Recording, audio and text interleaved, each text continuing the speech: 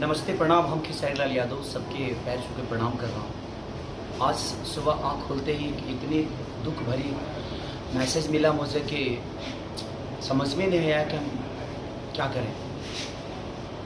Season 13 में, big boss के season 13 में हमारे बहुत अजीज़ मित्र और हमारे दोस्त भी और एक बड़े भाई की तरह सिद्धार्थ शुक्ला जी का जब न्यूज़ सुनने को मिला तो यकीन ही नहीं हो रहा था खुद पे कि ऐसा हो सकता है।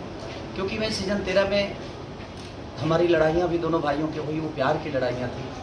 और मैं जब सीज़न 13 के बिग बॉस से बाहर आ रहा था तो सबसे ज़्यादा अफसोस सिद्धार्थ शुक्ला जी को ही हुआ था, क्योंकि मैं उनको बाबा बोलता था और हमारी कोई पहले से परिचय नहीं थी। लेकिन बिग बॉस के सीज़न 13 में ही हमारी मुलाकात उनसे हुई। वो बड़े अच्छे इंसान भी थे, अपनी कोई भी बात निधड़क बोलते थे और इस उम्र में जाना भी कुछ अजीब सा लगा।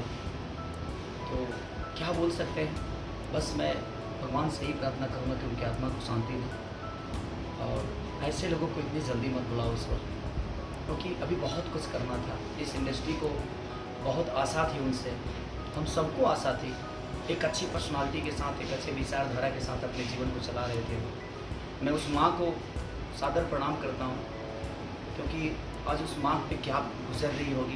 क्योंकि मैं सिद्धार्थ बाबा के माँ से भी मिला था जब फाइनल में मैं गया था, तो बड़ी प्यारी है वो।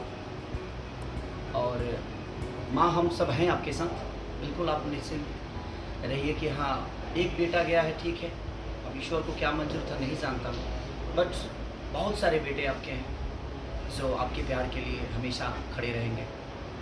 तो दिल से ये दुख भरी बातें हैं, क्या बोल सकता हूँ मैं, बट मैं ईश्वर से ही प्रार्थना करूँगा कि भगवान ऐसे अच्छे लोगों को और इतनी जल्दी मत बुलाइए, ये धरती शून्य शून्य हो जाती है। Thank you.